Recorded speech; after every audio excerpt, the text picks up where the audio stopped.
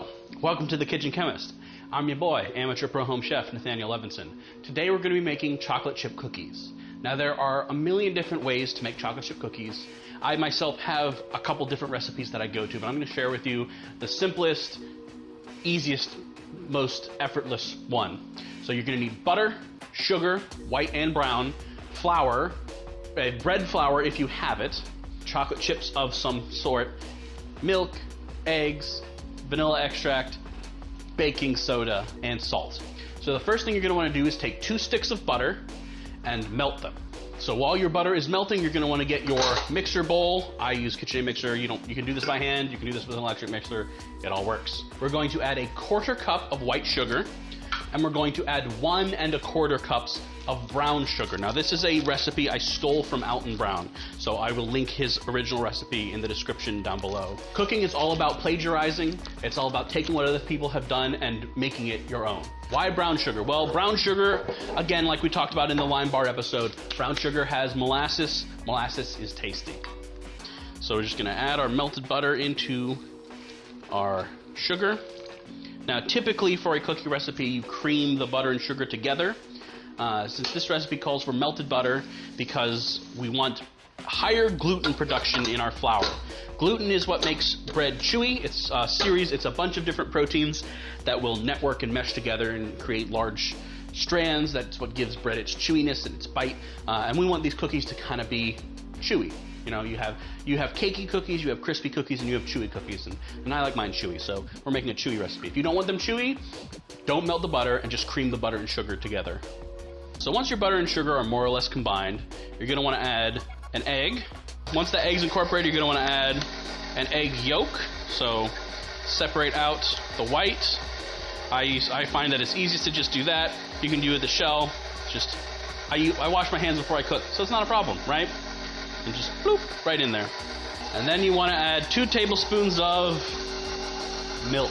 The reason that you add milk and an egg yolk instead of 2 eggs is because egg white actually will dry out your dough mixture a little bit. So we want it to be moist and chewy, so we're gonna do that. Gonna add some vanilla extract. I'm just gonna eyeball it, but a teaspoon. So that's all our liquid ingredients. So now we're going to add 2 1/4 cups of bread flour, but first we're going to sift all our dry ingredients just to make sure there aren't any chunks.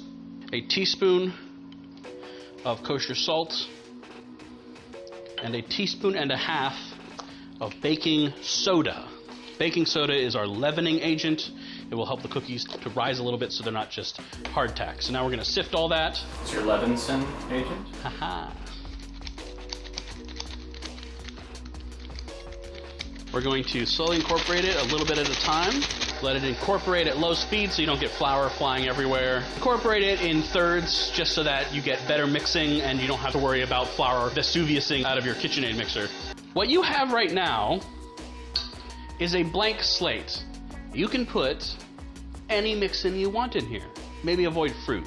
Fruit lets off water and dried fruit should be fine. Maybe add M&Ms. Maybe add peanut butter M&Ms. Maybe add Kit Kat Bite. You can add whatever you want. If you like it sweeter, add milk chocolate. If you like it more bitter, add dark chocolate. And all the cookies will cook about the same. You know, as long as you don't put too much stuff in there, anything theoretically should work. Eyeball this. Well, you know what? I'll measure this. A cup of these chocolate chunks.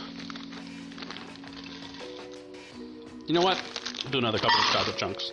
I like a lot of chocolate in my chocolate chip cookies. Then I'm going to do a tablespoon of ground cinnamon. And I'm just going to do a couple of shakes of cayenne, just a little bit. And now I know what you're thinking. Oh gosh, Nathaniel, spicy cookies, that sounds awful. Well, spice and chocolate actually go really well together. I'm not going to put so much in it that it's burning your mouth, but it'll be a nice little background heat, almost like a ginger snap. Then we're just going to combine that on low. The absolute most important part about making chocolate chip cookies is you have to eat the cookie dough. I feel obligated legally to warn you that consuming raw eggs can potentially give you salmonella. What's life without a little risk?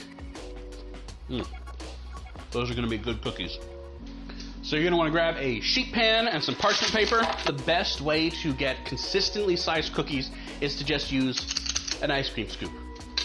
Once they are situated on your tray, it's time to pop them in the oven for about 10 to 12 minutes. You'll have to keep an eye on them, so what you're gonna look for is browning around the edges, still soft in the middle, but not glistening like dough. Preheat your oven to 325. So if you wanna make the dough the night before and then bake them the next day, you can do that. It'll be a little bit harder to work with after it's firmed up, but it will mean you'll get thicker cookies because it'll spread out less if it's cold when you put them in the oven. So something to keep in mind. It's the smell of victory. It smells sweet. I'm just gonna slide these off now. These are very soft right now, so you may want to let them set. I'm just gonna, the advantage of having them on parchment paper is I can just whoop, let these cool down for a moment, and then we will indulge. All right, our choco chip cookies are ready to consume. Ooh.